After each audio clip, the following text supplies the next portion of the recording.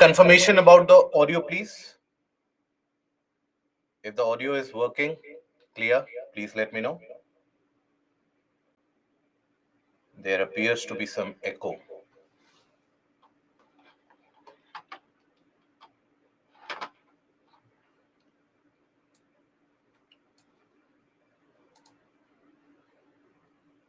So is the echo now taken care of?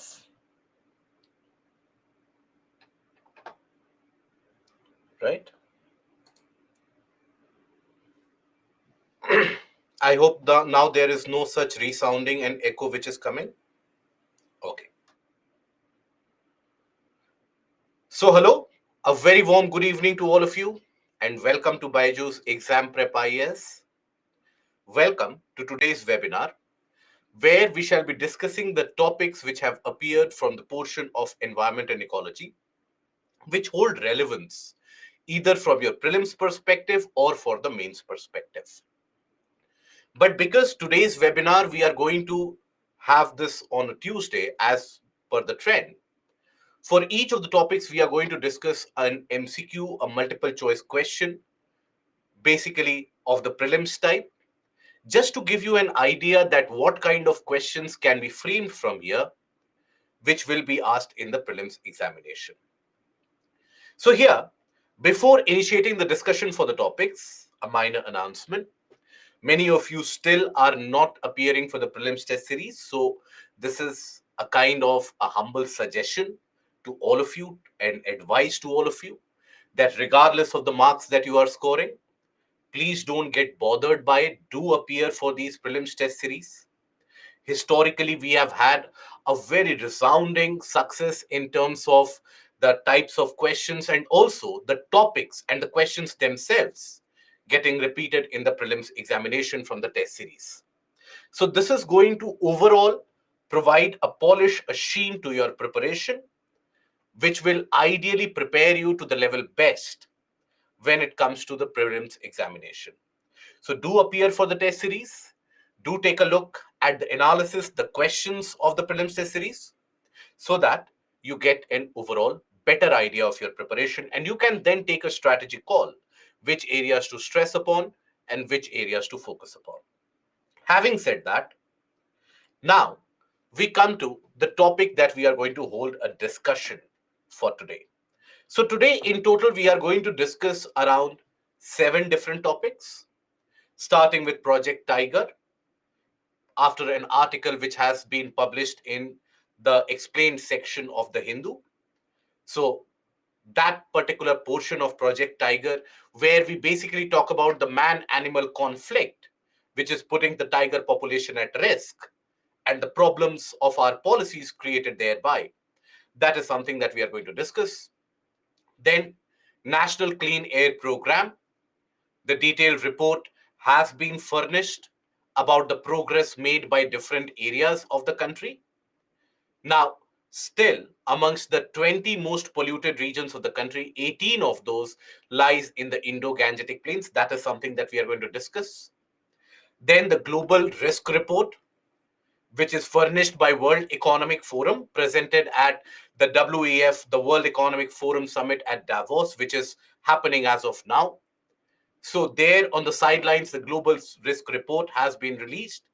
So there, the environmental concerns which have been raised, that is something that we are going to discuss. Then EU's carbon border tax, how it will impact India significantly, what is the politics behind it, what is the way forward. Biodiversity credits, decided as per the Kunming-Montreal Agreement. What are these biodiversity credits? Wetland city accreditation. The Ministry of Environment, Forest and Climate Change has basically submitted the list of 3 cities to be accredited with the wetland city status. So what that is, which are the cities involved? Again, from your prelims perspective. And Himalayan wolf has been in news because of the recent study carried out by IUCN. As per the IUCN red list, Himalayan wolf has been put under the vulnerable category. So we are going to look into the domain, the area where it is to be found, and what is the way forward in terms of conservation of these Himalayan wolves. So these are the 7 different topics that we are going to cover. Now, first of all, starting with the first topic, that is Project Tiger. So this particular topic is driven from this article which appeared in the Hindu, a detailed article which appeared in the Hindu. The government has trapped Project Tiger, which is now 50 years old, in a tough spot. So here, the violations of the Wildlife Act and the Forest Rights Act have exacerbated conflicts in tiger reserves between the forest bureaucracy and forest dwellers. So this has ended up increasing the man-animal conflict and put the tigers in that zone of conflict. That is something that we are going to discuss here. Now, first of all, Project Tiger is now 50 years old. It was initially launched in 1973 with the aim to conserve the tiger population of the country. At that point of time, in 1973, when the first tiger census was carried out, the number or the population of tigers was roughly estimated to be around 1,800 individual organisms. Now, at that point of time, basically the only methodology to carry the census was the pug mark method. Pug mark method. So what was this pug mark method? Basically, the impression of the paws of the tiger. So basically, when any organism or any tiger moves through a particular region, it leaves behind its sort of footsteps that you can consider, or the pug marks. And based on that pug marks, the forest officials, they oftentimes deduce a conclusion that how many tigers can be or could be present in a particular area. So obviously, this is not a very good method or very accurate method to calculate the tiger population. Here you will have many inaccuracies in place. Oftentimes, you can do the recounting of the same tiger multiple number of times. That is the case of the pug mark method. So over a period of time, now that tiger census, it has evolved quite significantly. Now regular tiger census is held every 4 years. And as per the data released by the Tiger Census 2022, our tiger population is exceeding around 3,100. As per the estimates of the Tiger Census 2022, Tiger Census 2022, the number has increased to 3,167. Obviously, there will be slight error percentage even in this, but the error percentage is significantly reduced. Why? Because now we end up using the camera trap method.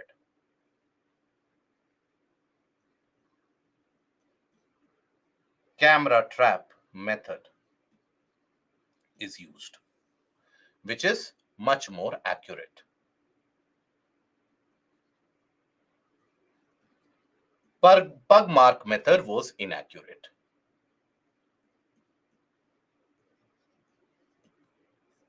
Now, where is the conflict coming from?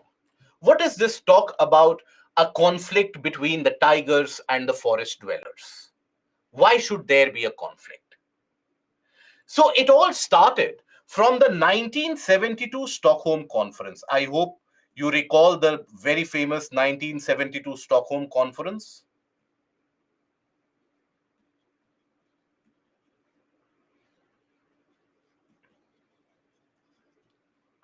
It all started from that Stockholm Conference, where you had three. The Stockholm Conference was the one on human and environment, which basically had the very famous three threats which were identified. The threats to the ecosystem which were identified were basically loss of biodiversity,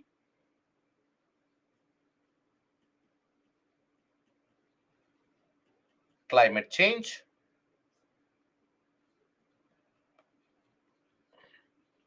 and pollution.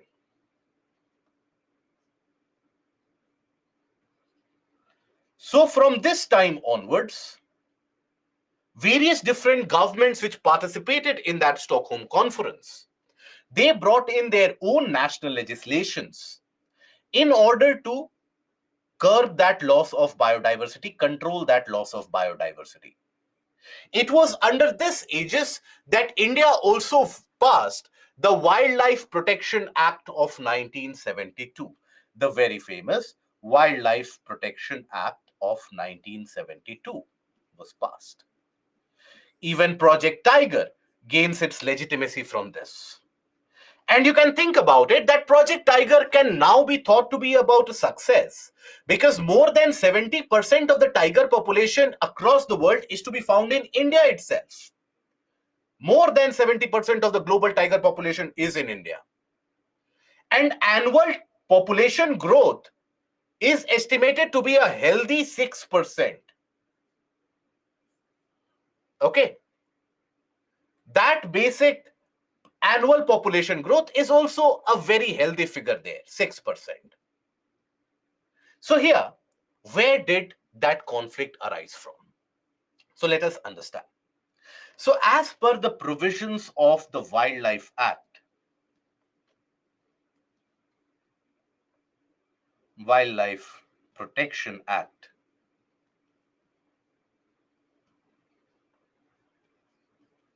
1972, it talked about the conservation of the organisms and the various different animals at threat. Under the provisions of this Wildlife Act, you had the Project Tiger, which gained legitimacy from here. Project Tiger, which was initiated in 1973.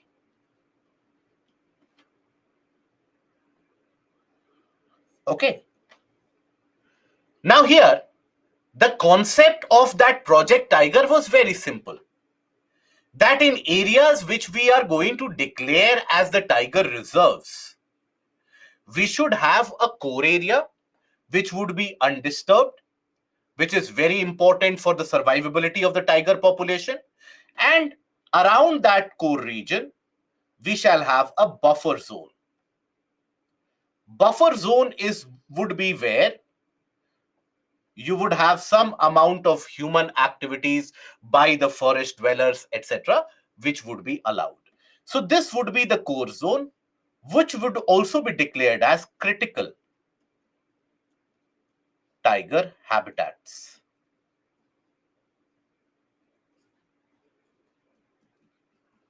These would be the critical tiger habitats. No human action,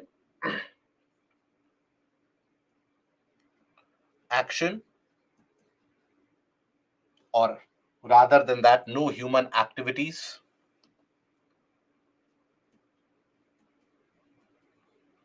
would be allowed.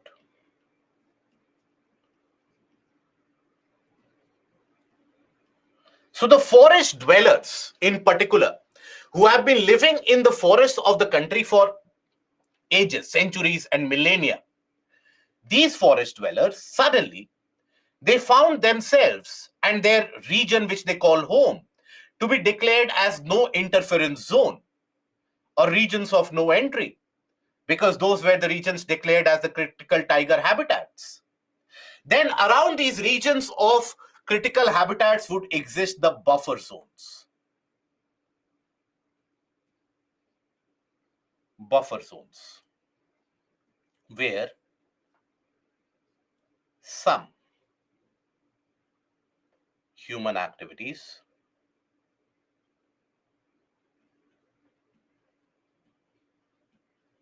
would be allowed. Obviously, it will be the human activities basically carried out by the forest dwellers. Those people who live in the cities won't go into the buffer zone of the tiger reserve in order to carry out any of their day-to-day economic process or any of the activities. It would always be concerning with the forest dwellers. This buffer zone became a zone of conflict eventually. Why? This eventually became a zone of conflict Because here, the larger population of the forest dwellers would come in. They would basically be survived only with these areas. They would live in these areas. And the bureaucracy, the forest bureaucracy and the administration, they would always basically say that this is not allowed, that is not allowed, you cannot live here, and so on. So that is where you had a zone of conflict. First of all, emerging in these buffer zones, even today, that is a zone of conflict between forest bureaucracy, forest bureaucracy,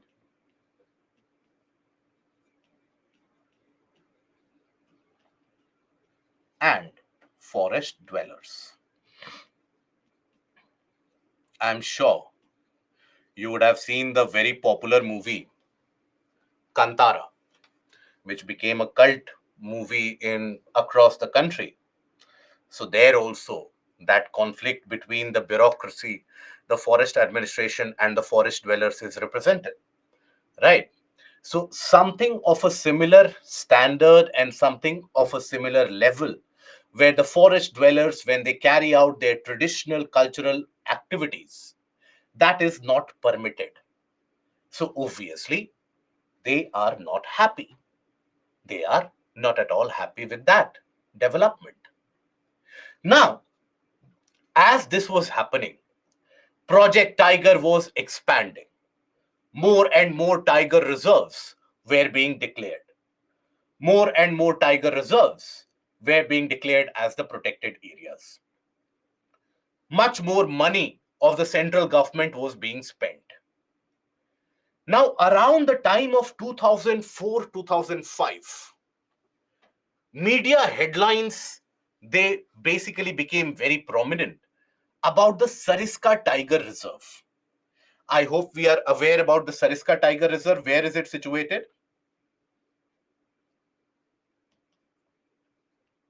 Nandini, let me know. Where is Sariska Tiger Reserve situated?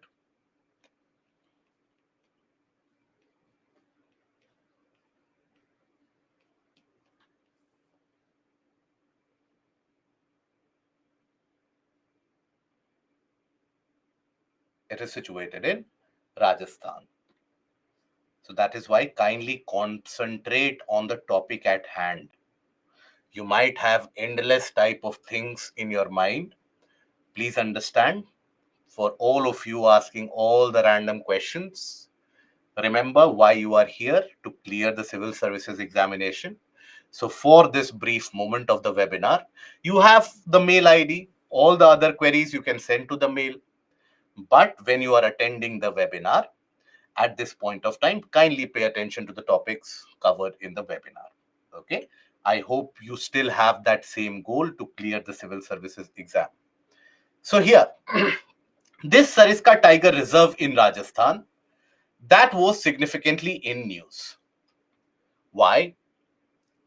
Because as per the government's information which was disclosed about the money which was spent for the upkeep of the tiger reserve, to maintain the habitat, etc., it turned out to be close to around rupees 2 crore was spent every tiger. But various different media reports, they cited that in Sariska you don't find any tigers at all. The various different visitors to the Sariska Tiger Reserve, they would always complain that no tiger is ever to be found in the region of Sariska. So there was always a kind of a mistrust on the forest dwellers anyways. This got exacerbated when Sariska was found to not have many tigers. That is when in 2005, under the prime ministership of Dr. Manmohan Singh, a tiger task force was set up. This tiger task force had that basic jurisdiction, had that basic role given to them, that you have to analyze what are the problems which are being faced by the tiger population, how we can improve the process of conservation, what can we do to have a better amount or better type of conservation method, where we can improve. So this Tiger Task Force came up with a report which was quite interesting. It was a 5-member committee. It came out, this was headed by the Prime Minister himself at that point of time. So this Tiger Task Force came up with a report that, look, conservation of tiger cannot be isolated from the conservation of forest. Means you need to conserve the forest if you actually have to conserve the tigers. And conservation of forest cannot be separated from the rights of the forest dwellers. If the forest dwellers, they are not made a part of that entire conservation process, if they feel alienated, then that process of conservation will not be carried out to the fullest reality. This was the report. So here, there was this particular discussion that you cannot conserve tigers with the help of the rangers, the guns, and the fences. You need an overarching and a well-rounded method of conservation where you basically involve the forest dwellers in the conservation process. It recommended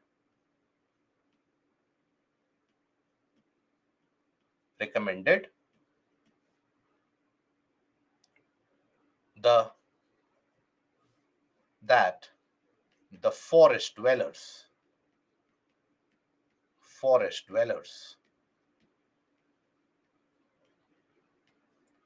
be made a part of conservation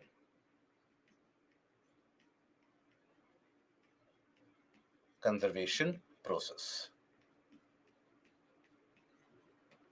As a consequence of this, in 2006, few things happened. First of all, Wildlife Protection Act 1972 was amended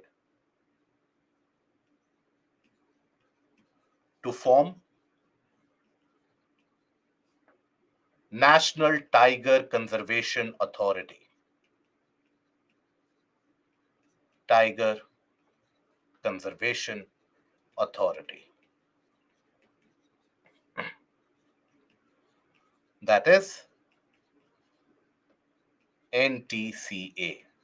And a tiger conservation plan was basically approved about how to conserve these tigers in the wild. That conservation plan was eventually approved. Now here, this National Tiger Conservation Authority, that was a statutory body which was established after amending the Wildlife Act of 1972. And its role was to look at the boundaries of these tiger reserves, the boundaries of the critical tiger habitats, because mind you, it was these critical tiger habitats from where the forest dwellers were not allowed to live there, right? They were asked to evacuate from that area. Now then, in 2006, another legislation was passed in order to make forest dwellers or provide forest dwellers their right, and that was the Forest Rights Act.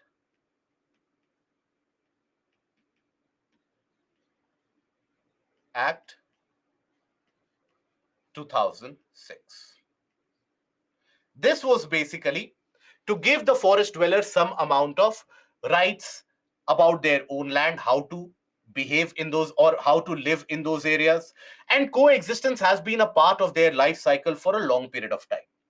Basically, if you have that query that how is it that the forest dwellers can come under or can help in conservation method, you have to understand that when you consider these forest dwellers who have traditionally lived in these areas, they know what the tiger does, they know what is required for the tiger conservation. On the other hand, if you alienate the local people living in that area, if you make them your enemies, basically that they will always end up providing a kind of a free pass to the hunters and the poachers towards the tiger area, and that can cause disaster. That is why historically, even under the Man and Biosphere program of UNESCO, which was launched in 1972, there also the aim was very simple, that the local community, if you make them the stakeholders in the process of conservation, the process of conservation will be much more long lasting, much more sustainable. Because there is always that kind of a conundrum that should we, for example, tiger, should we conserve tigers by building fences across the forest that nobody can enter, nobody can exit? What will you do with such a tiger population, first of all? And secondly, each of these tigers, an adult individual tiger requires an area close to around 100 square kilometers. As the population is increasing at a healthy rate of 6% annually, how will we have so much amount of land to accommodate increasing population of tigers? We will run out of land itself. So the solution to that is coexistence. Coexistence by the people who have lived in that area for centuries altogether, for millennia altogether, who know about the process of conservation. Something which has been already tried in the case of, tried, tested, and successful results in the case of the conservation of Gir lions by the Maldhari tribes. They have been living with the Gir lions for centuries now. They know how to conserve those lions. But let's suppose tomorrow you basically alienate that Maldhari tribe. They have the maximum idea about where to find the lion population, etc. So that will be a guide to the hunters and the poachers to kill them at the easiest. So this is where Forest Rights Act came to help. Now, as per the Forest Right Act, the power was given to the Gram Panchayats, that you decide which are the rights that you want. You decide basically about the regions of the forest which should be protected, etc. So it was made a democratic process. So everything was going very smoothly till in the year 2007, the National Tiger Conservation Authority gave an ultimatum of around 13 days to all the chief wardens of the state that submit us the delineated area of the tiger reserves and the critical tiger habitats in those areas. Now, 13 days is not nearly enough amount of time to go for proper scientific delineation. That is where, for example, regions such as the Sariska Tiger Reserve, they were delineated, officially declared as a tiger reserves, but they did not have any buffer zones. So that means the entire region was declared as a critical tiger habitat. No human activity can be allowed. So where will the forest dwellers go? So facing eviction, many of the forest dwellers, significantly unhappy, they did not play a particularly helpful role in the process of conservation. And there was always a tiff and a tussle between the forest bureaucracy and the forest dwellers, which was ever so persistent. This has continued. And even today, when you talk about the forest dwellers, so when you are declaring a region as the critical tiger habitat, you basically have to carry out a scientific assessment that which is that area of the forest or the jungle where absolutely no intervention should be done in order to conserve the tigers. Only then should you delineate that area as the core zone or the critical tiger habitat. The remaining area should be declared as the buffer zone where some people can live.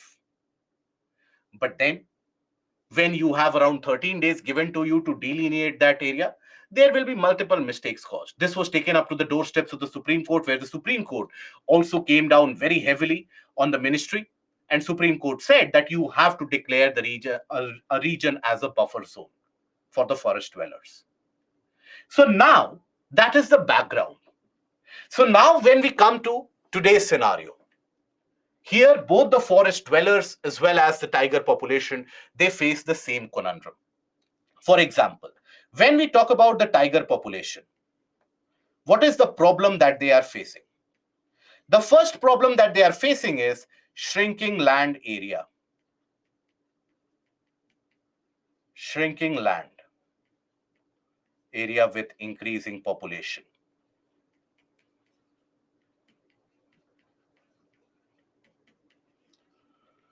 And a complete lack of coexistence has basically given rise to man-animal conflict.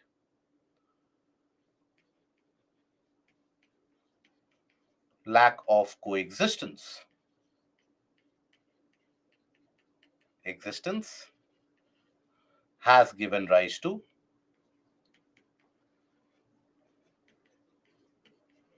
man-animal conflict.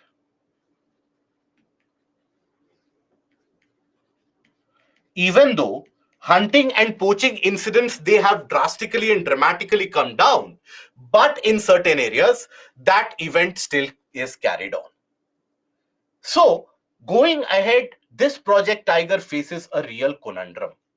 It has been 50 years, but as long as you are pitting the tigers against the forest dwellers, you are choosing either of them, you will end up losing both of them.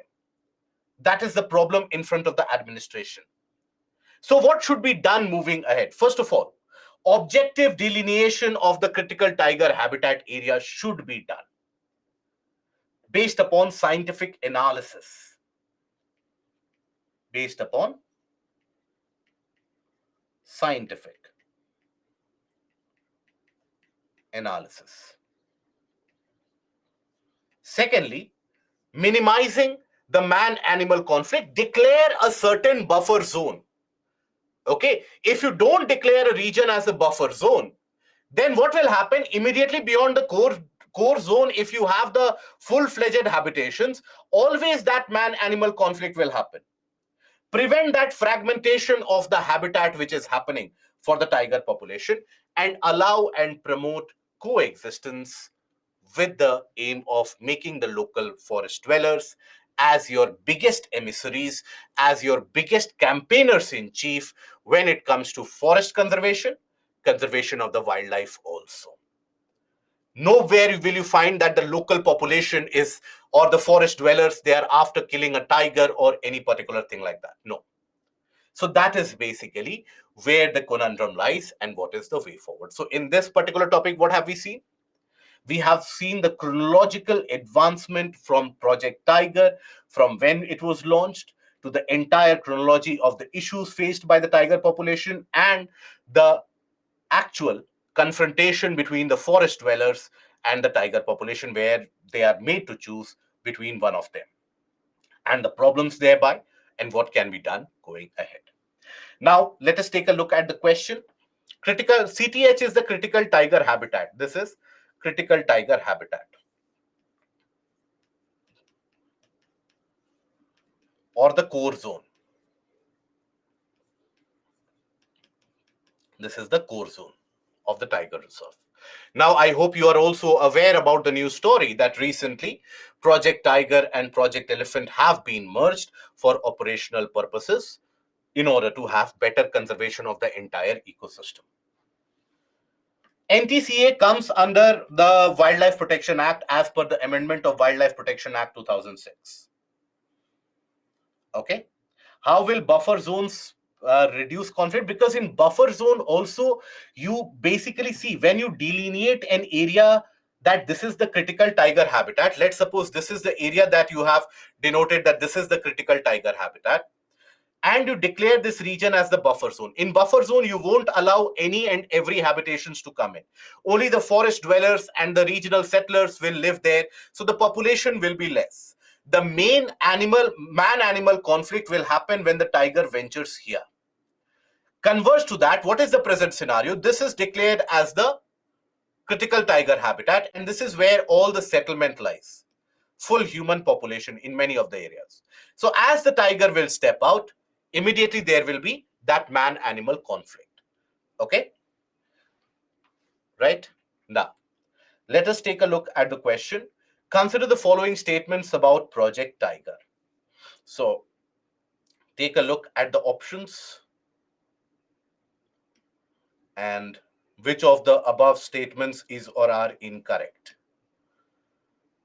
So,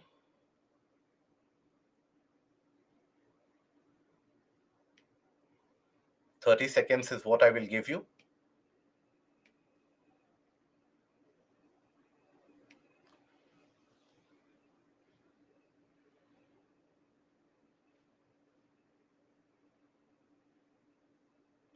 Ambesh, how recent accidents of animal with trains in forest can be reduced? For that, fencing, underpasses, over bridges, they need to be inculcated. They need to be brought in the modern infrastructure, as is being done in the case of the Delhi-Mumbai Expressway.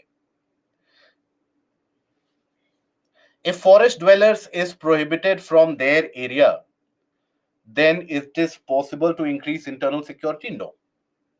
It will in fact cause you more amount of danger. Does the recently amended Forest Conservation Act 23 also affect this man-animal conflict issue? Not so much. This is more about carrying out economic activities in the declared forest areas. So here, majority of you have given the incorrect answer. So the project was launched in 1973 as per the provisions of Wildlife Protection Act 1972, not the Animal Conservation Act. So the first statement is incorrect. Pug mark method is the most accurate measure of the tiger population. Incorrect. Camera trap is the more accurate. Pug mark is inaccurate. India has seen a consistent 30% annual increase in the population since 2014 census. Incorrect. What is the average increase? 6%. So how many of you of them are incorrect? So 3. All the 3 are incorrect. Okay.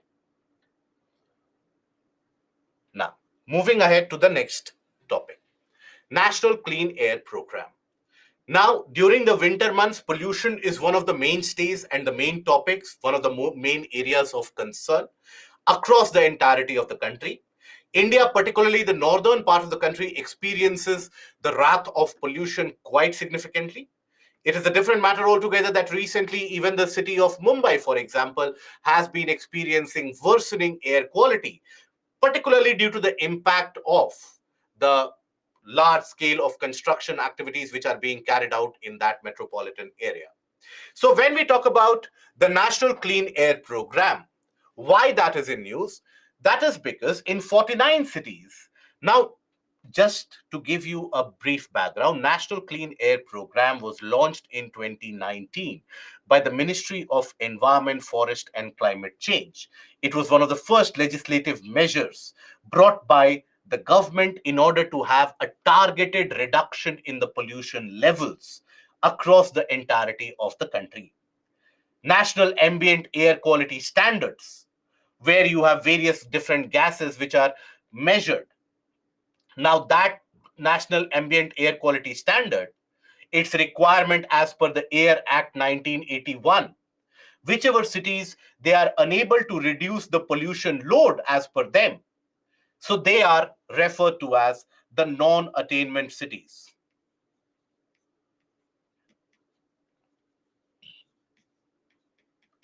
Presently, in our country, you have around 131 such non-attainment cities. Non-attainment means the level of pollution is so high, they are unable to meet the National Ambient Air Quality Standards.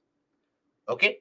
Now, this National Clean Air Program had got its target to reduce the particulate matter load, that is PM 2.5 and PM 10.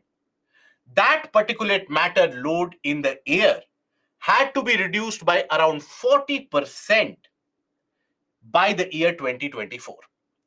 However, this has been extended now. It has been relaxed. Now that target is 2026. By the year 2026, you have to reduce the PM 2.5 and PM 10 loads by around 40% from 2017 base period. Right? The emission which was carried out in 2017, from and with respect to that, you have to reduce it by 40%, both PM 2.5 and PM 10 by the year 2026. It is already 2024. That is where a study which was carried out by Respire Living and the climate trends that indicated that in 49 cities whose particulate matter numbers were consistently available for 5 years, 27 cities showed a decline in PM 2.5. The highest decline, the largest rate of decline in pollution load was observed in the city of Varanasi, where the particulate matter levels in certain regions reduced by close to around 73%. Significant amount of reduction in particulate matter load. However, you had certain areas which indicated an increase in the pollution load. So that is considered to be the most dangerous grade of pollutant, that is the PM 2.5. Why? because these particles are so small in size that they can be inhaled by the respiratory tract and eventually they can even puncture the lungs. When you consider PM10 or PM2.5, this 10 or 2.5 that we are considering, that is the size of the particles. PM2.5 represents the size of the particle which is to the size of around 2.5 microns. PM10 represents the size of the particles with a size of around 10 microns. So when you try to inhale a particular particle with a size of 10 microns, it will immediately be filtered out by the mucus layer of the nose, etc. It won't go in.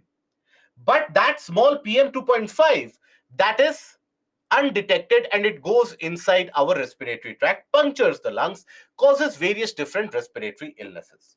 So here, while only 4 had met or exceeded the targeted decline. Right? So that is the report which has been presented. With this report, we take a look at this National Clean Air Program.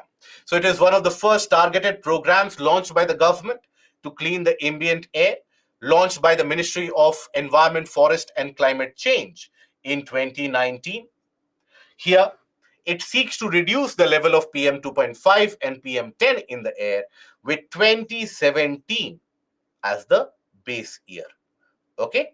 With 2017 as the base year. Are we not aware about PM2.5 and PM10? I hope we are aware about these. No? Okay, we are aware. These are basically the pollutants which are classified based upon their size. PM2.5 is having a very small size, 2.5 microns. Okay, so the aim is to reduce the levels of PM2.5 and PM10 with the base year as 2017, reducing it to 40% by the year 2026. The current annual average prescribed limits for PM2.5, it is 40 micrograms per cubic meter volume of air, and for PM10, it is 60 micrograms per cubic meter. That is the prescribed limit. Obviously, this is exceeded by the maximum cities all around. So there have been declaration of the non-attainment cities. So 132 such cities identified by the Central Pollution Control Board. CPCB stands for Central Pollution Control Board. Is it a statutory body or a non-statutory body? Pollution Control Board.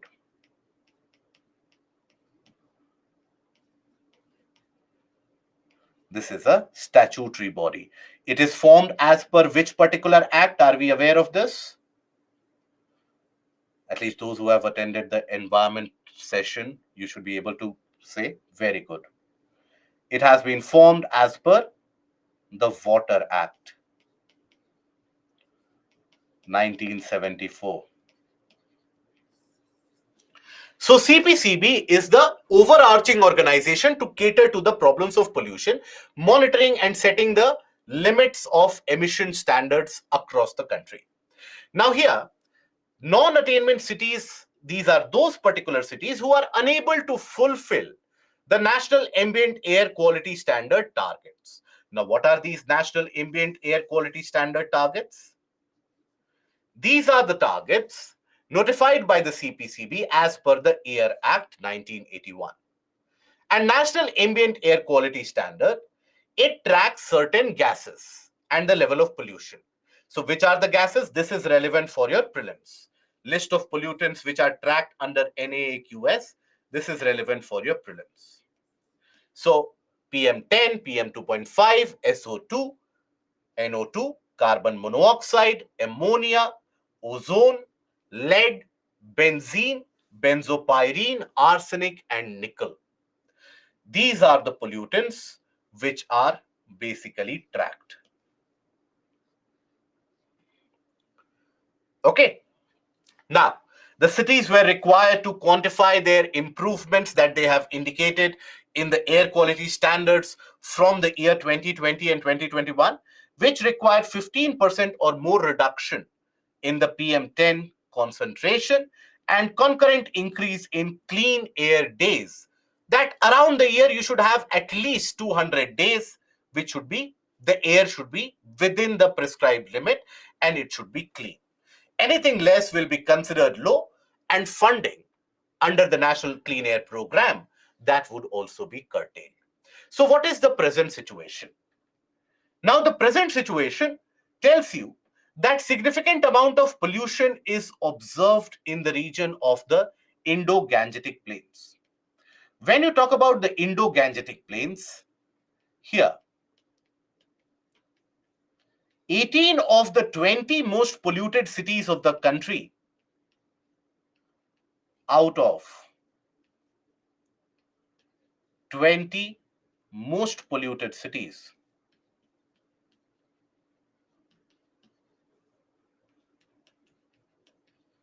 lie in the Indo-Gangetic Plains. Which are the other two cities then? One is Guwahati, another one is Rourkela. These are basically beyond the Indo-Gangetic Plains. Now here, both PM 2.5 and PM 10 level concentrations have tremendously and rapidly been increasing. Particularly, the concentration of pollutants in the winter months is very high. So here, if you consider the causes of pollution, the causes can be divided into natural causes. Natural. So basically, during the winter months, what happens? You will observe there is temperature inversion. Temperature inversion means lack of mixing of air.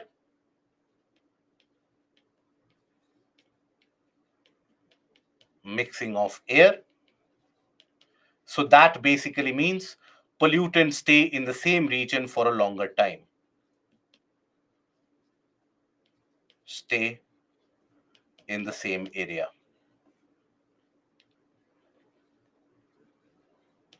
Then during winters, lack of sustained wind motion, which could carry the pollutants, to carry the pollutants away.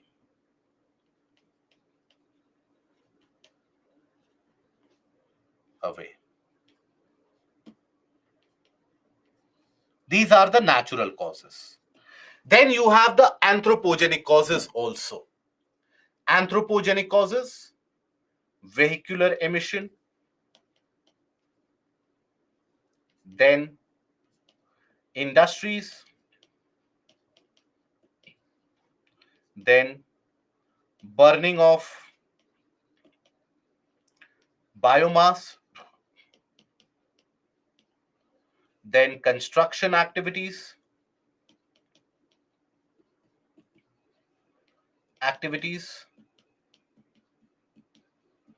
right? Then after that, dust.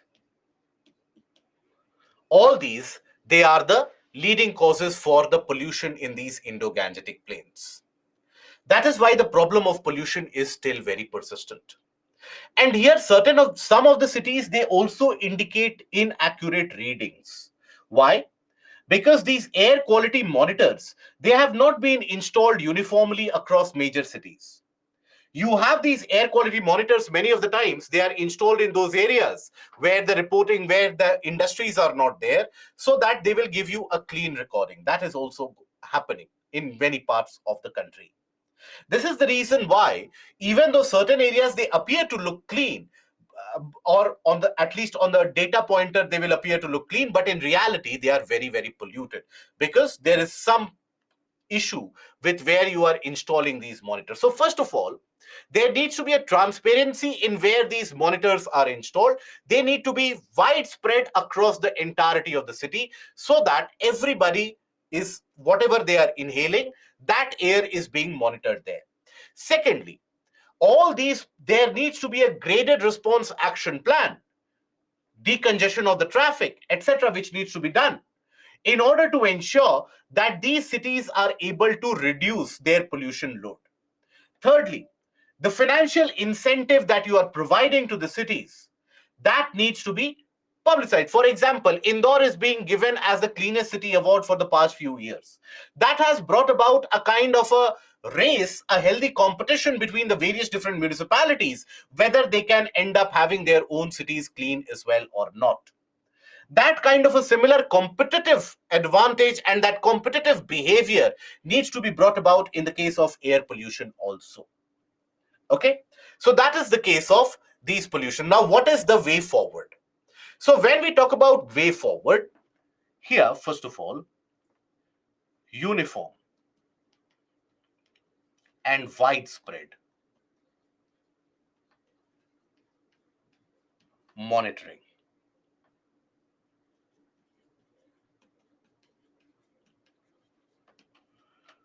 reduction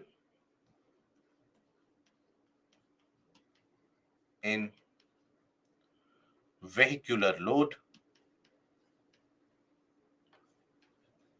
by promotion of public transport. Public transport. Financial penalty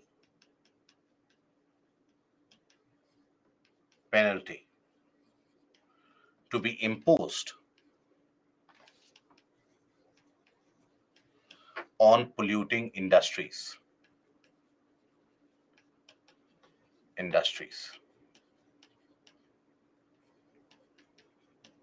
which are crossing the norm as per the CPCB lead standard. Then increase in the green space, green coverage in the city limits.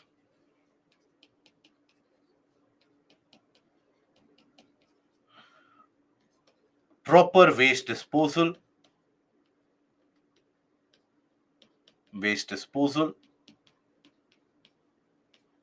to prevent fires. Right? These methodologies, when they are brought in along with financial incentives, that competitive behavior, then it will be much more advantageous and this program will yield dividends. Okay, but first of all, monitoring needs to be done. For example, in the city of Varanasi, when the previous data was collected in 2019, you only had one monitoring station. Now you have four. Even that one monitoring station would not work for 24 hours. Now you have four of them which work for 24 hours. So if you really want to see a kind of a substantial improvement or a scientific data backed improvement, you need to have a complete demarcation of the urban areas. Those urban areas, those habitable spaces need to be monitored very frequently, very regularly. You basically also have the Prana portal, which has been developed in order to look at the progress made by the National Clean Air Program. So there should be more transparent behavior in terms of the city administration to indicate what the municipalities are doing in those areas, in their own areas, to curb the problem of pollution. Now, which of the following are measured as per National Ambient Air Quality Standards? CO2, benzopyrene, NH3, ozone, cadmium.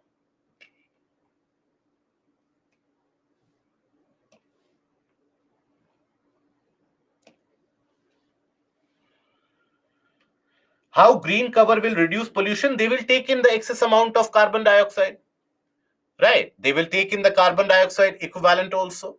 They will furnish more oxygen. Green cover will promote rainfall also. That will absorb all the particulate matter, return it to the soil.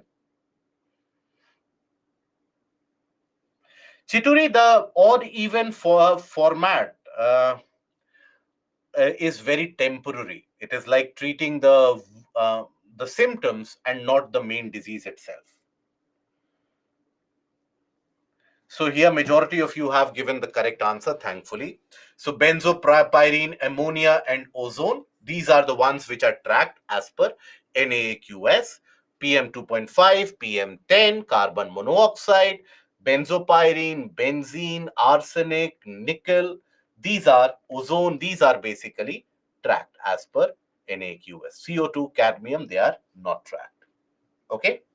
Now, then we come to the Global Risk Report. Now, this report is released by the World Economic Forums on the sidelines of the World Economic Forum Summit, which is being held in Davos as of now. So, it has highlighted climate change as one of the most substantial risks facing mankind. Okay, it is one of the most substantial risks as per this report. Report is based on a survey of nearly 1,500 experts, policymakers, industry leaders, all of them. They are basically asked about the questions and they respond as to what they feel is the biggest risk the world is facing. So it might be social polarization, it might be the advent of artificial intelligence and the AI generated deepfakes, the internal turmoil and the external wars. So all the various different risks that the people cite, that is basically compiled, and that is when this report is generated. So here, two-thirds of the respondents, they rank extreme weather as the top risk most likely to present material crisis on the global scale in 2024, with the El Nino phase of the ENSO, which is the heating of the Pacific, supposed to get much more prominent during this year. The impact of global climate change is really in front of all of us. Now, here, this is the risk that they have indicated across the globe. Here you will observe that the maximum weightage in terms of the risk is given to extreme weather conditions, 66%. Okay. Then AI generated misinformation and disinformation, the fake news, the deep fakes which are generated, 53% of them say that is the risk that the world is facing. Then 46% they talk about societal and political polarization which is happening in various countries. 42% they talk about the cost of living crisis. 39% they talk about the cyber attacks. These are the various risks. So out of this, extreme weather is one of the most significant things that have been pointed out. And here, basically, amongst the risk, you will see that the risk that the world faces within the next 2 years and the risk that the world faces in the next 10 years, that differs. For example, larger set of population has basically said that in the immediate short term, misinformation and disinformation is the largest risk, followed by extreme weather events, followed by social polarization, cyber insecurity, armed conflict, lack of economic opportunity, inflation, and so on. But over a long run period of 10 years, observe the biggest risk that the people have pointed out: extreme weather events, critical change to Earth systems, biodiversity loss and ecosystem collapse, natural resource shortage. These are the long term risks that have been highlighted. Here also, there's a difference. Policymakers, they look at the long term risk as something else. The industry leaders, they are looking at the long term risk as something else. For example, the younger respondents, the younger population, they rank these climate crises, that is critical change to Earth system and biodiversity loss and ecosystem collapse, they basically rank this as a much higher risk that the world faces even on a 2-year period. Whereas the older age group, they are convinced that this is a long-term problem, this is not something which needs to be addressed immediately. Now, that is the same kind of divergence that is found between the industry leaders and even the government and the civil society organizations. Due to which, what can happen?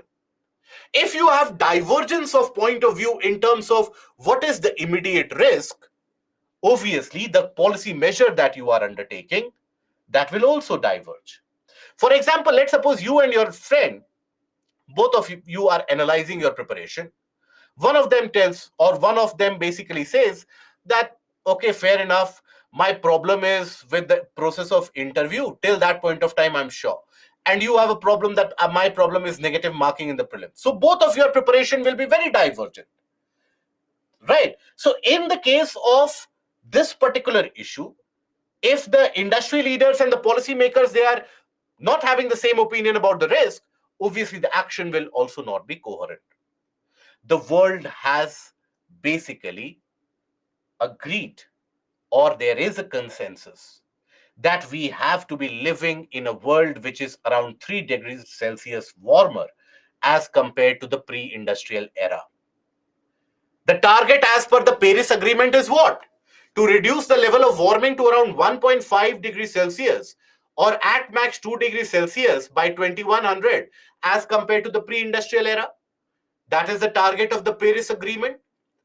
Now here, basically, everybody almost has a consensus that we are staring at a world which by 2100 will be a 3 degrees Celsius on an average warmer planet, because already the region of Europe is already warmer by close to around 2.5 degrees Celsius as compared to the pre-industrial era.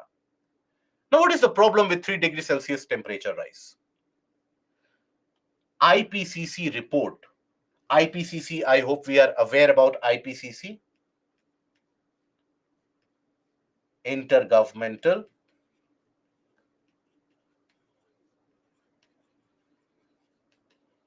Panel on Climate Change. Very good. When was it formed? Formed in 1988. It submits assessment reports. Assessment reports. The latest report is the assessment report. Very good. Number 6, that is the latest one. Now, IPCC has already indicated that if the temperature of the planet rises by consistently around 1.5 degrees Celsius as compared to pre-industrial era, already many of the irreversible changes will happen across the planet whose impact will be faced by us for thousands of years to come. And it has also warned that there will be certain climate tipping points where the temperature, if it increases beyond a certain proportion, it will give rise to certain events which will continue to heat the planet on its own path, where the heating of the planet then will move at an exponential rate, which will be very difficult to control. So when we talk about a tipping point, climate tipping point, so that is when, if the temperature rises beyond a certain particular limit, then certain global events will be triggered, which will have a cascading impact and a much more exaggerated impact on heating. For example, let's suppose if the heating is between 2 to 4 degrees Celsius, or let's suppose if the heating is around 4 degrees Celsius or greater, what will that lead to? That will lead to East Antarctic ice sheet collapse. Now, when that ice sheet will collapse, what will happen? First of all, that ice, which was reflecting that sunlight, now will be water in that area. That will absorb the sunlight. It will melt more ice, means more heat will be absorbed by more water. As a consequence result of that, heating and the rate of heating will be exaggerated. Right? For example, even Arctic winter sea ice will start melting if the temperature increases by 2 to 4 degrees, by around 4 degrees Celsius. If let's suppose the temperature increases in the region and the range between 2 to 4 degrees Celsius, the range that we are actually staring at, the range that we are actually looking at. So here, what are the probable impact that we are looking at? First of all, here you will basically be observing a significant amount of impact in the forests, the coniferous forest or the boreal forest in the region of Alaska. It will extend further north. So when it will extend further north, it will impact the process of freezing of the Arctic ice. That Arctic ice, that area will be reduced, means more water will be available, means more heat will be absorbed by the water, because always understand, a thick sheet of ice will always reflect back sunlight. Water will always end up absorbing sunlight. So more water means more heat will be absorbed, temperatures will rise. For example, you will also observe the permafrost, the permanently frozen areas. They will start to melt. when these permafrost areas will melt, these are permanently frozen. Underneath these frozen areas, in the subsoil region, you have a lot of vegetation which is trapped, lot of organic matter which is trapped, lot of methane, carbon dioxide, monoxide which is trapped. So as soon as the permafrost melts, all of that will be released into the outer atmosphere. A substantial increase in the greenhouse gas proportion will lead to a further rate of warming, a further exaggerated rate of warming.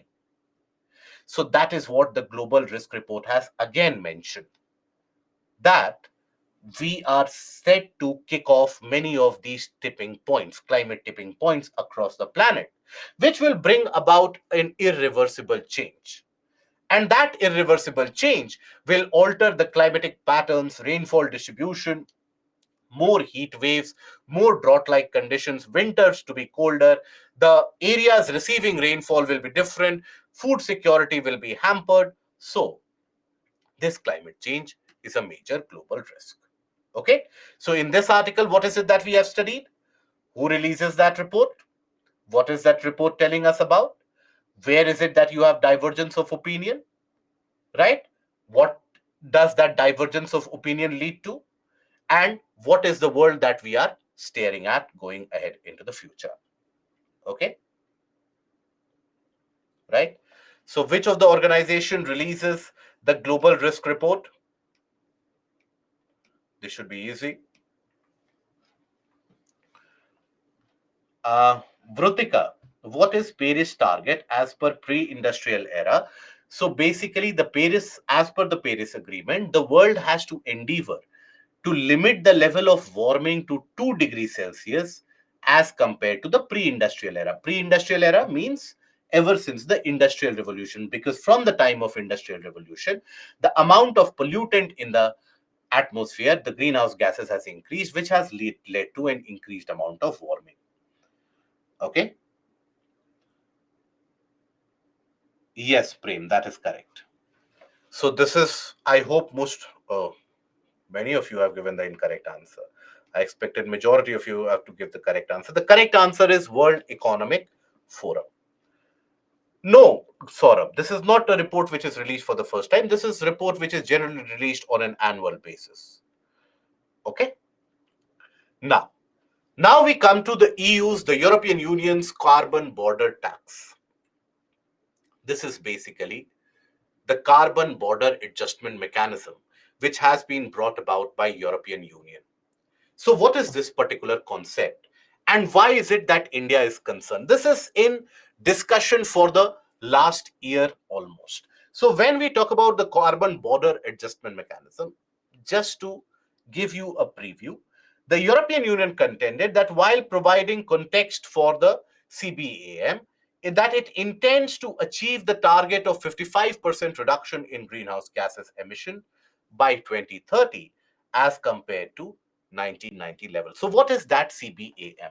Carbon Border Adjustment Mechanism. Let us understand that. Now let us consider this area as European Union. Now European Union has got its own emission standards. Emission standards, which are comparatively stricter as compared to India and China. They are comparatively stricter. Now, when you consider countries such as China, countries such as India, they don't have any such targets imposed by the global community that you have to reduce the emission by this much, because these come under the category of the developing nations still. So there, in both these countries, you have relaxed emission norms. Emission norms. So when you have a relaxed emission norms, means what? Cost of production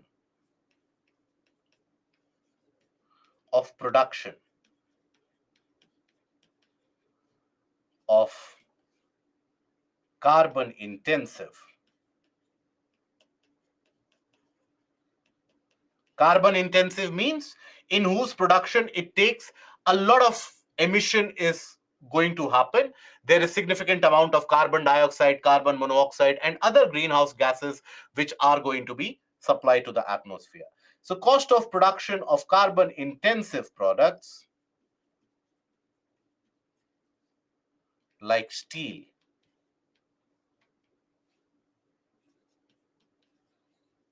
for the production of steel, lot of emission happens, isn't it? Aluminium, fertilizers is less. Cement, yes. So this cost of production is less. So here, these countries, India and China, they have been exporting their goods into the region of European Union. And the argument on the side of the European Union has always been that, look, because our industries have to maintain a substantially higher amount of emission standard, they have to operate on a different type of machinery, better quality emission standard, everything that increases our cost of production. So the cheaper goods coming from India and China, cheaper goods coming from India and China here, both of them. So they are flooding the European market. India and China is exporting them. Now, as per this carbon border adjustment mechanism, now the European Union will start imposing taxes. Taxes on the products which are being imported from these countries where the emission norms are not that stringent as compared to the European emission norms. So now there is going to be an import tax. So this European Union is going to impose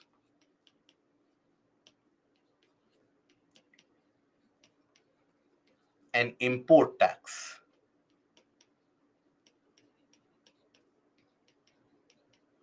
on products coming from countries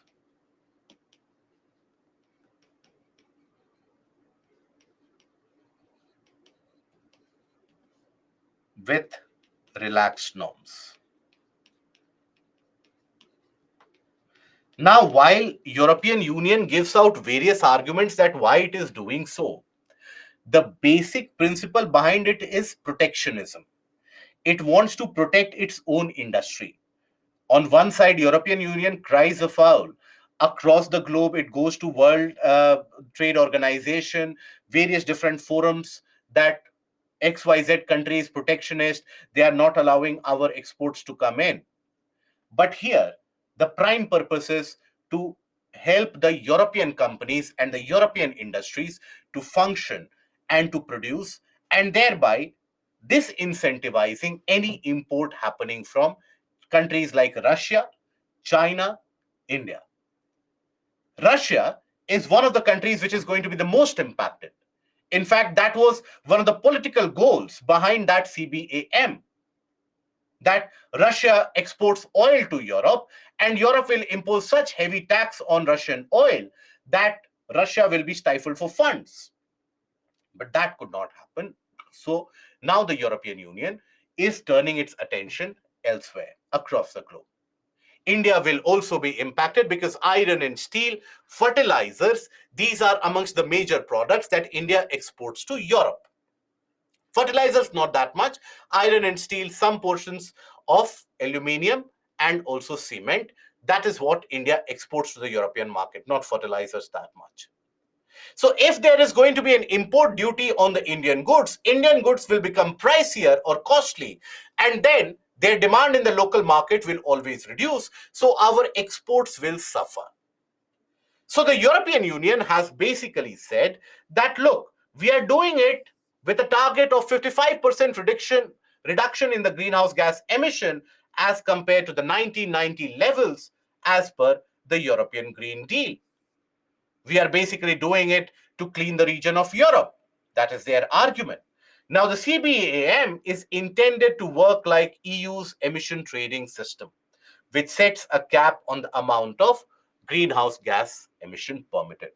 So the emission trading system is based upon, this is the carbon credit system. Carbon credit system,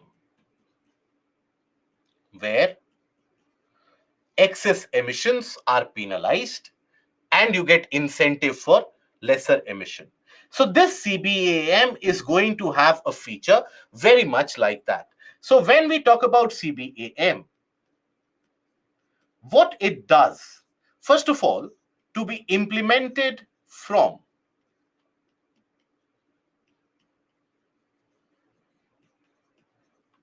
when 2026. That is when it will be implemented.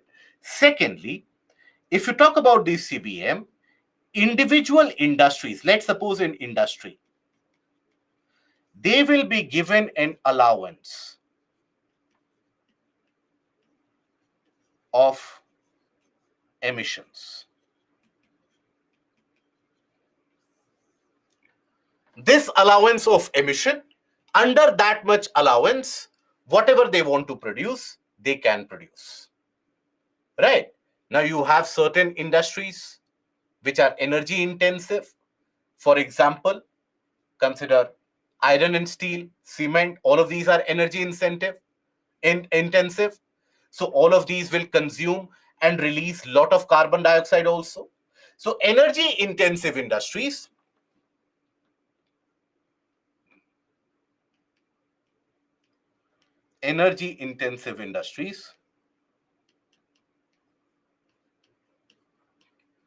in Europe,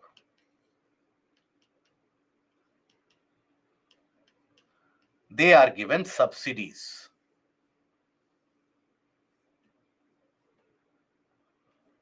Are granted subsidies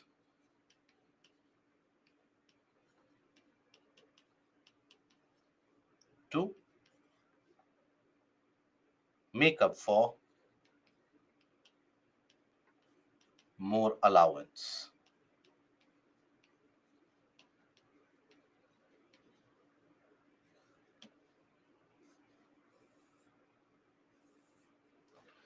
So basically, that means that their iron and steel industry will get the subsidy from the maybe government of Germany, government of France, that okay, we will give you more financial amount and you can buy more allowances for emission, you can continue to produce. So their products will be cheaper. Why only cheaper? They can start offshoring that and they can start exporting the products elsewhere. Who will suffer? Countries like India and China, they are going to suffer. Now, this is a kind of an indirect punishment that they are giving to developing countries, right? So this goes against, that is what India has been arguing, that when we talk about the impact of it, it will impact India's export, that will be impacted, manufacturing sector by reducing of demand, slowdown of economy and unemployment from the industries,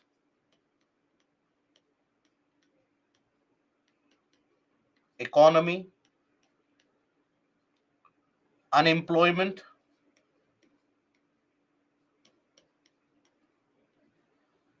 all of these are very real consequences. And India has argued in principle that look, ever since the United Nations Framework Convention on Climate Change, or even before that, from the Stockholm Conference 1972, the world has operated under the principle of CBDR, that is common but differentiated responsibility. So that basically means that the present quagmire, the present problem that we are in, where climate change is in front of us, the present problem that we are facing is largely because of the fact that the European countries and the Western countries, they have destroyed the environment in the past century, due to which all the various different climate change events we as a developing nation, we are facing, where we don't have that money, that amount of economic power. Whereas the Western countries, they have used that method of polluting the environment and then progressing to reach a kind of an economic progress level where now they can impose penalties on the poorer nations. So the very principle which had been agreed was the CBDR, that is the common but differentiated responsibility, which means there's a greater responsibility and accountability on the rich nations, the rich Western nations, to help out countries like India economically, financially, and also technological advancement and the sharing of know-how in order to help reduce our own emission levels. So India argues that, look, if you are imposing this tax, it goes against the very principle of CBDR, because you are not only not protecting us, you are damaging our economy in the name of environmental conservation, which should not be there. Ideally, bring back. Let's suppose you have taxed us something, take that tax, put it back into countries like India, Pakistan, Bangladesh to develop newer machinery which will emit less. Provide us with that technical know-how which you have so that we can also emit less. Neither are you countries ready to provide the financial help nor the technological help. So that means you are treating every developed and developing countries at the same platform. That can never be conducive for the global consensus making when it comes to how to combat climate change. So here goes against the principle, against the basic principle of CBDR. That is common. This has been agreed since the time of Stockholm Conference itself. Kyoto Protocol further cemented it. Responsibility.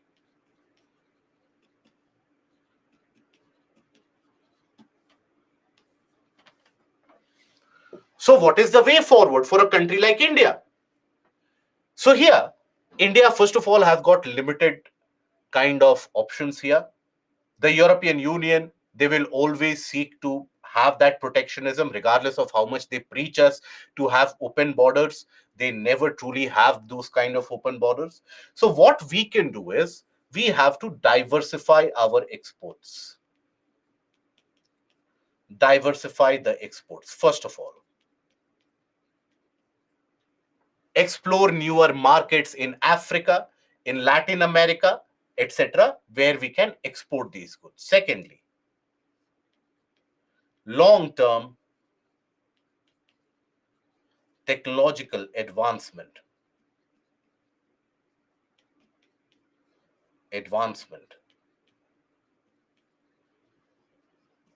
to focus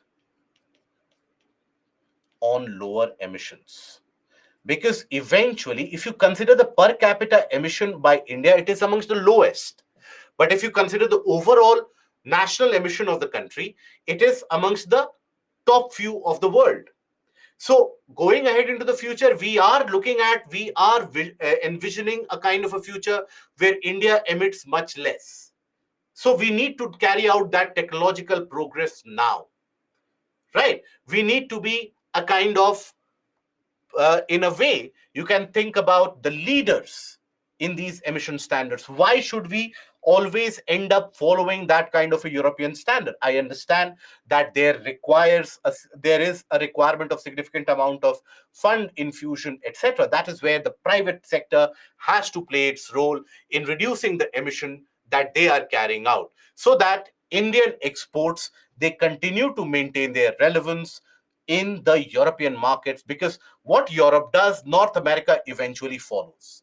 If it is hypocrisy, then both of them, they go hand in hand. That is where we need to have our own plan in place, that let's suppose the exports from there take a hit, then where will the other exports go? Okay. And negotiation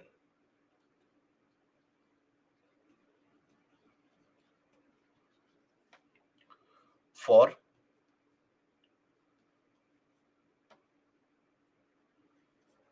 putting back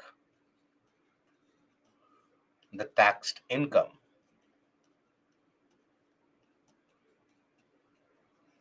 for technological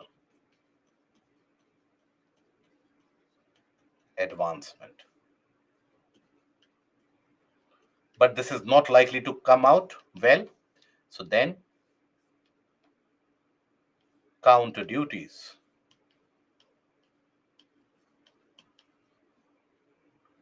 can be imposed. Yes, India can use basically the various different platforms like the BRICS, etc., in order to form its own such grouping, and also in order to talk about whether they can take a combined action against the European Union policies, whether it goes against the principle of free trade mechanism, etc. So that are the legal options which India can also explore. So consider the following statements about the carbon border adjustment mechanism. Okay, so let us take a look at the statements. Counter duties will definitely lead to a trade war. So you have to negotiate that.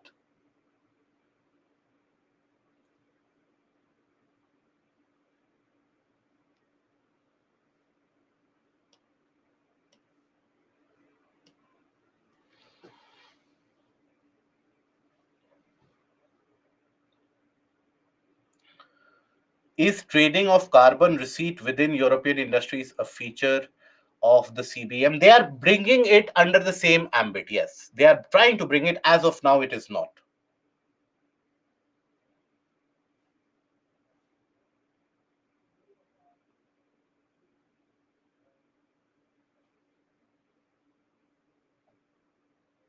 Good. Majority of you have given the correct answer in this. So it is a taxation structure which will curb exports from European Union. No, imports to the European Union. It will impact the manufacturing sector of India and China. Correct. Then it goes against the Paris principles of common but differentiated responsibility.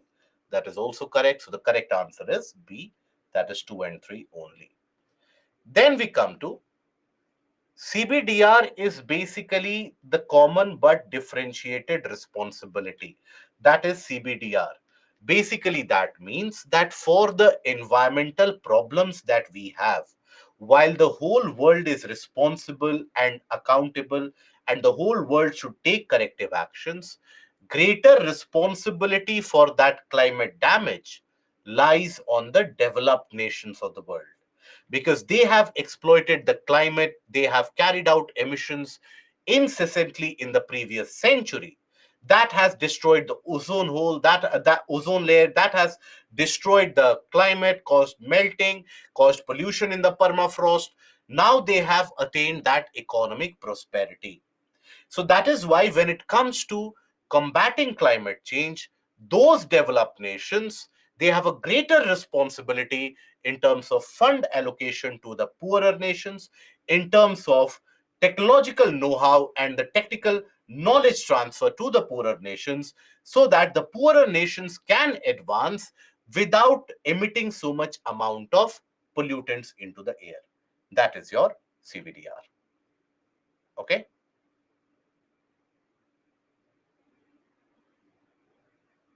Right. Why are we worrying about 2026? Because see, for the export plans, uh, the industries have to have the order booked quite early in advance. Okay, so that is where you start formulating policies now, so that 1st January 2026 is not an issue. Now we come to biodiversity credits. Now these biodiversity credits, basically what are they? So as per the Convention on Biological Diversity, I hope you are aware of Convention on Biological Diversity. So in 1992, you had the Rio Summit, which is also referred to as the Earth Summit. So here three conventions were arrived at. I have repeated this endless number of times so that eventually you are able to recall it. So, three conventions: Convention on Biological Diversity,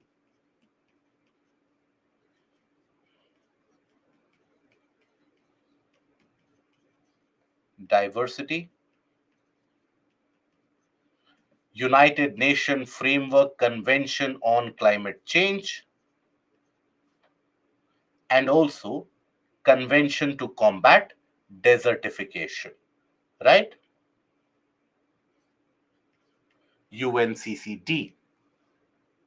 So these were the three conventions which were arrived at. Now, the Convention on Biological Diversity, there you have had various different protocols, various different aspects about how to conserve the biodiversity as compared to what the threats that they have been facing. So the biodiversity is facing threats such as fragmentation of the habitat, climate change, pollution, hunting, poaching, invasive alien species, destroy a particular region, destroy a particular kind of species. They have been facing various different threats. So Convention on Biological Diversity talks about how to have an adequate policy mechanism due to which the biodiversity loss can be reduced. Now, the highest decision making body for any convention is the Conference of Parties, or COP, Conference of Parties. That is highest decision making body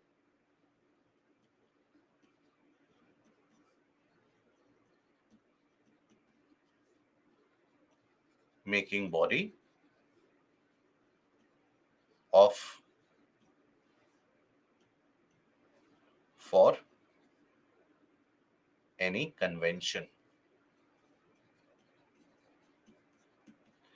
Now, in late 2022, you had the 15th Conference of Party, 15th Conference of Party to United Nations Convention on Biological Diversity. This Conference of Parties was where the Kunming-Montreal Agreement was arrived at. Kunming-Montreal Agreement.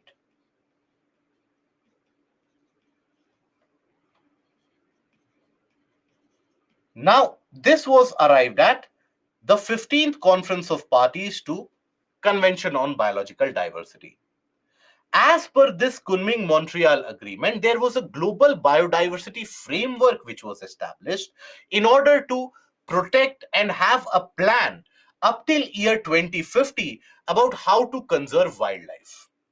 In Kunming-Montreal Agreement, when and if you study in detail in the portion of environment and ecology, which I'm sure you will, basically you will come across that you have various targets such as reducing the impact of invasive alien species by 50%, reducing the human caused extinction of biodiversity to zero, bringing around 30% of the area of land and oceans under conservation by the year 2030, galvanizing private finances and private companies in order to pool in money for conservation of biodiversity. It has got various different targets. So, Kunming-Montreal Biodiversity Framework, that talks about a sustainable biodiversity conservation going ahead for, let's suppose, till 2050. So, biodiversity credits, these are the means of financing work on the various targets which have been set under the Kunming-Montreal Agreement. So, bio credits, these are the financial instruments which are designed to generate funding for conservation, restoration, and sustainable use of biodiversity rich areas. The purpose, what is the purpose? The purpose of the credit is to attract private investment towards the initiatives which are aligned with the goals of conservation of biodiversity, maintenance of the natural habitat, regeneration of the ecosystem, etc. That is as outlined by the international agreements such as the Kunming-Montreal Global Biodiversity Framework under the Convention on Biological Diversity. So that is what these bio credits or biodiversity credits are. Let me simplify it all. Till now, whatever mess has been created, we have looked at the background of what this CBD is. Now, under this Kunming-Montreal agreement, there was an agreement that, look, we need the private players to also come in to provide that conservation. Private players are the ones who will bring in more amount of money. Governments always have a limitation in terms of how much money they can pool in. Now, how will you have those private players? Give them credit. That credit can then be sold as a financial instrument. Now, credit for what? Any activity which carries out or which promotes conservation of environment. For example, you have the Ocean Conservation Commitment launched in September 2023. These are tied to Niu's Moana Mahu Marine Protected Area. Now, Niu is an island to the northeast of Tonga. Locate that on the map.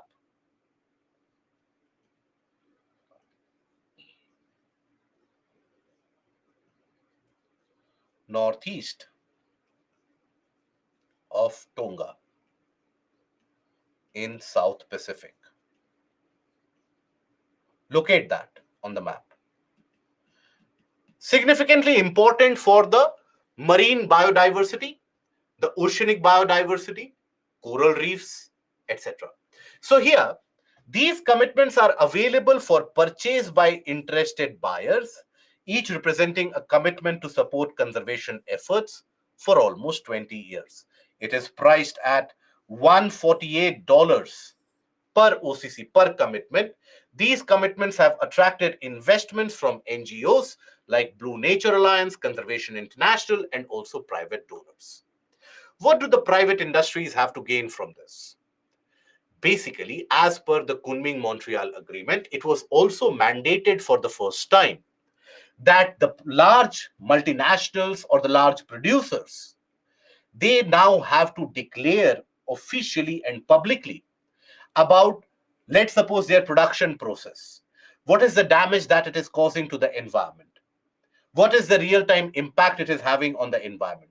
That they have to maintain the transparency about. So that cannot be done if, let's suppose, an industry is always saying that, okay, we have damaged the environment this much this year, next year we are damaging this much. Obviously, no industry will want that.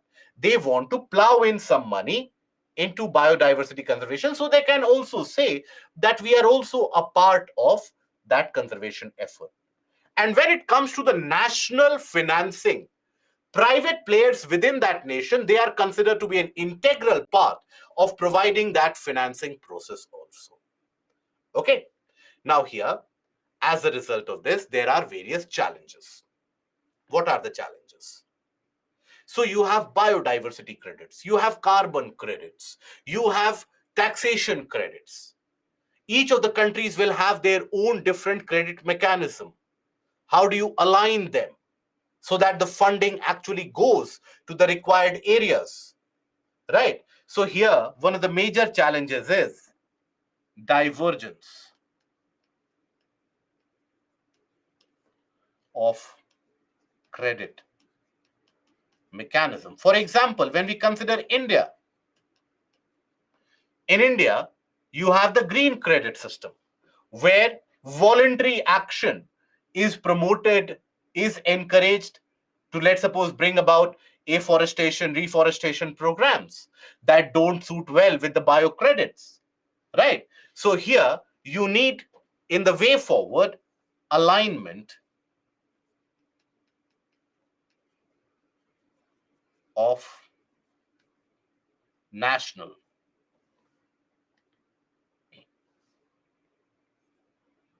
or simple international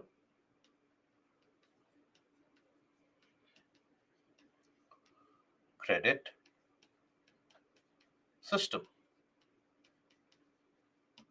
Okay, then another challenge is tangible outcomes of the investment is not clear.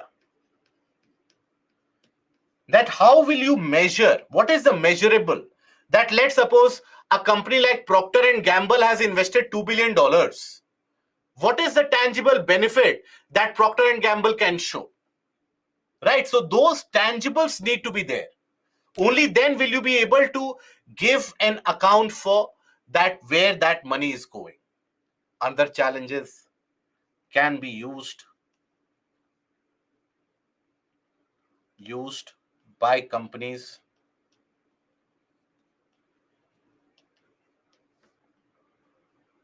for tax evasion.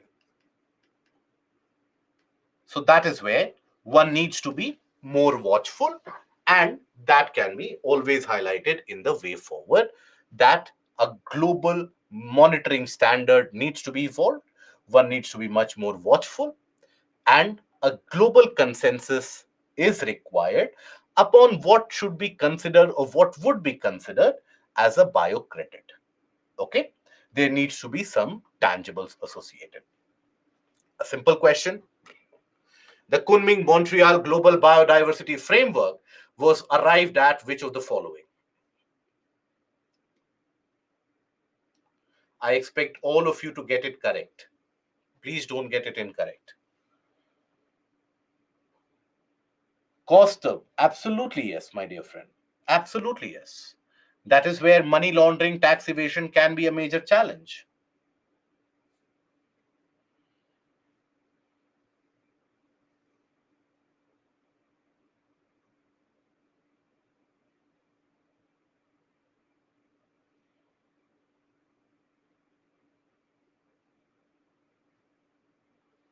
Good.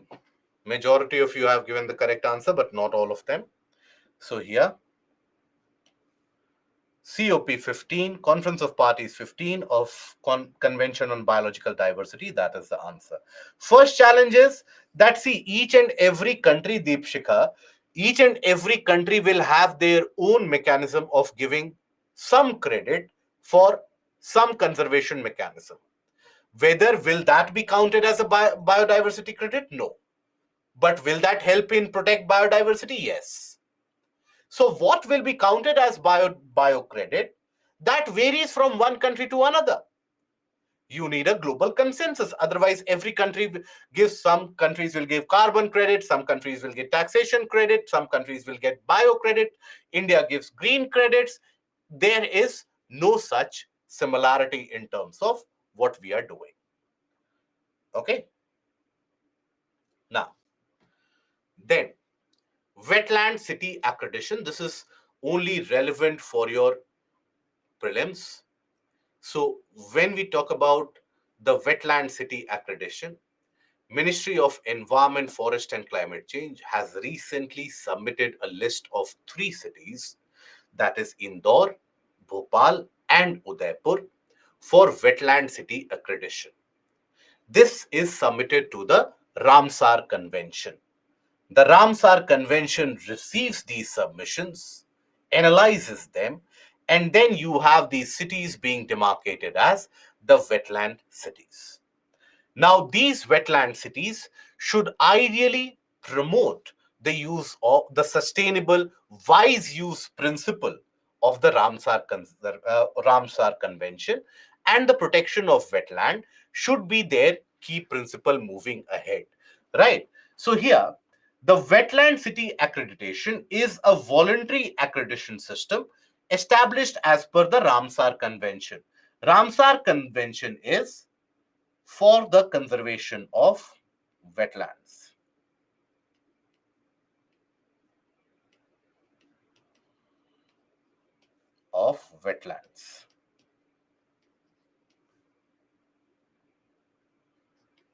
Arrived at in 1971.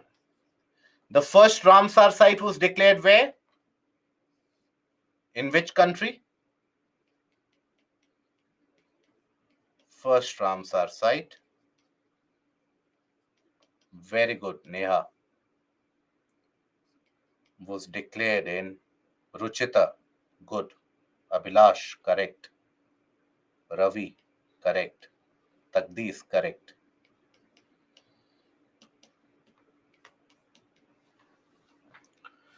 Okay. So that is about the Ramsar Convention. So during the conference of the parties 12 in 2015, that is where this entire idea of WCA or wetland city accreditation was arrived at, to recognize the cities that have taken exceptional steps to safeguard their urban wetlands. And here, what is it to be done, or why are we giving that accreditation? To promote the conservation and wise use principle of urban and peri-urban. Peri-urban means surrounding that urban locale. In that urban locality, all around it, for example, Udaipur. Udaipur is a city of lakes, multiple different lakes. Conservation of those lakes is for the well-being of that particular region, for the biodiversity in that area, for the recharge of the underground aquifers in that area. There are multiple such benefits associated, isn't it? So, as well as sustainable socio-economic benefits for the local population. This accreditation is valid for 6 years. When the Ramsar gives that accreditation, the Ramsar Convention provides that accreditation. After that, it is valid for 6 years.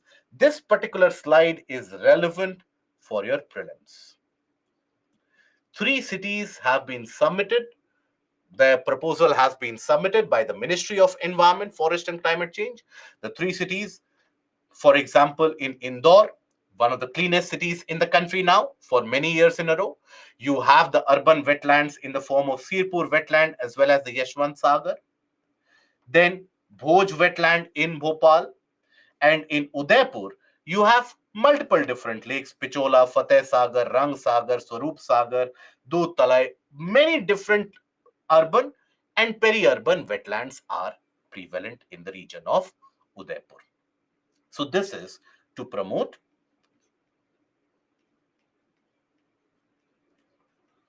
sustainable conservation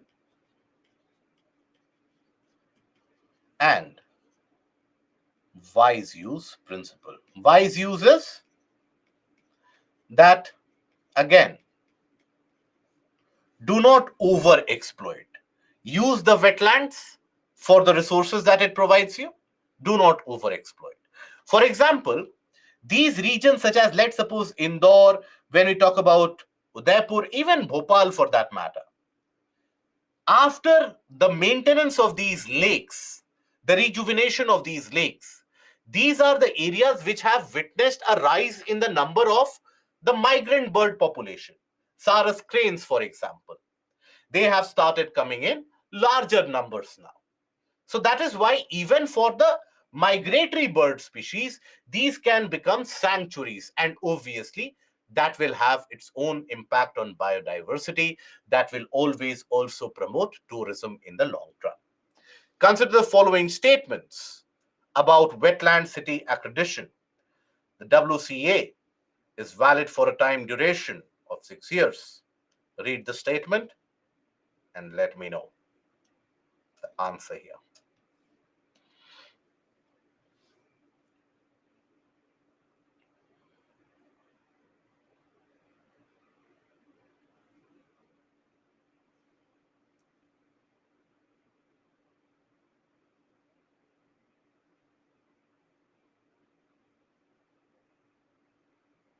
Wetland, the name of the wetland, Komal, the local administration, the it is not a separate name. In your city, whatever is the name of the lake, it would have been a traditional name, isn't it?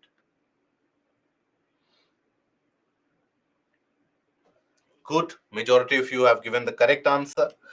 So WCA is valid for a time duration of 6 years, correct. Accreditation is provided by the respective central governments, incorrect. It is provided by the Ramsar Convention. So which of them are incorrect? You have B, that is 2 only. Now coming to the last topic of the day, again relevant, very prima facie, only for your prelims perspective, that is the Himalayan wolf. Now, this is in news because recently IUCN, that is International Union for Conservation of Nature, recently IUCN has carried out a study which talks about the Himalayan wolf population. And it talks about the fact that the Himalayan wolf has been categorized as the vulnerable in the IUCN Red List. So that means the population is under stress. Now, the individual counting of them. Now, India has got two different varieties of wolf. One is the Himalayan wolf, another is the normal Indian plain wolf or the plains wolf that you find in the Indian plains also. So, you have two varieties of wolf that you find. These are carnivore predators. They face various different threats from the, let's suppose, hybridization, the cross hybridization which is being done, the attack by the feral dogs, etc., increased man animal conflict. Because these Himalayan wolves, where are they found? They are typically found in the high altitude areas of the Himalayas, the Lahaul, Spiti, Ladakh region, Sikkim, and even estimated to be found in the region of Arunachal Pradesh. In all these high altitude areas, they are found in numbers, less numbers. Now, the adult population is counted out to be around roughly between 300 to 400 in India. Now, here, their territory expands even into the region of Tibet and China. So, if you look at the territories, this is the territory of where the Himalayan wolf is supposed to be in existence. So, here in the region of Sikkim also, there are chances, and even in some portions of Arunachal Pradesh, along with Lahaul, Spiti, Himachal, Uttarakhand, Jammu Kashmir, Ladakh, there they are said to be found. Now, this Himalayan wolf in the hilly areas, when you have nomads who have lot of the pets, or not pets, but lot of the cattle, these Himalayan wolf find them to be easy prey. So they oftentimes, in order to hunt for these cattle, they engage in that man-animal conflict, where always man will win. So that is where many of these wolves, they are also hunted down, right? So what is the way forward for the conservation? First of all, securing and restoring healthy wild prey population. Okay, the prey population such as mountain goats, ibex, etc., the tar species, etc., need to be maintained. Improving livestock guarding measures so that the man animal conflict doesn't happen, such as predator proof coral pens and using sustainable livestock herding practices, including reduced livestock loads. Why? So as to reduce the man animal conflict. If you are able to preserve your or conserve your wildlife or your cattle, then those wolves will not come in. Management of feral dog populations, which can bite them, infect them, etc. Transboundary efforts in conservation. These are few of the measures which should be carried out and which, if carried out, can lead to the conservation of the Himalayan wolf population. Consider the following statements about the Himalayan wolf. Their bodies are adapted to low oxygen levels in the air. They are put under vulnerable category by IUCN. They are limited to the regions of Lahaul Spiti and Ladakh regions of Western Himalayas. Which of them are correct? Cross hybridization basically refers to here. Oftentimes, you have the case where even dogs, certain kinds of dogs, there is a cross hybridization. For example, Tibetan Mastiff is a kind of a dog which is larger than a wolf, even. So, such kind of dog species, they can be significantly dangerous to these wolves. Okay.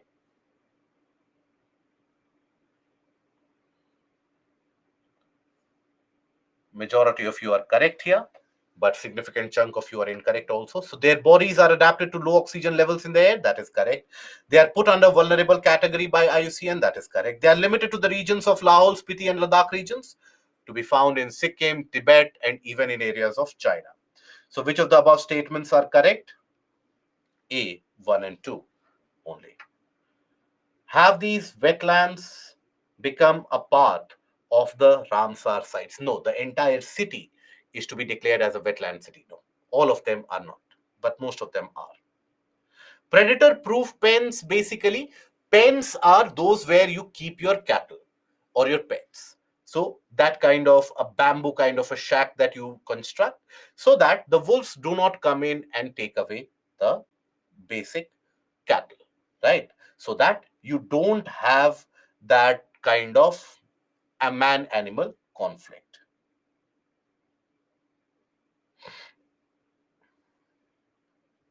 Arnab, yes, that is something that all of you are aware about. So, yes.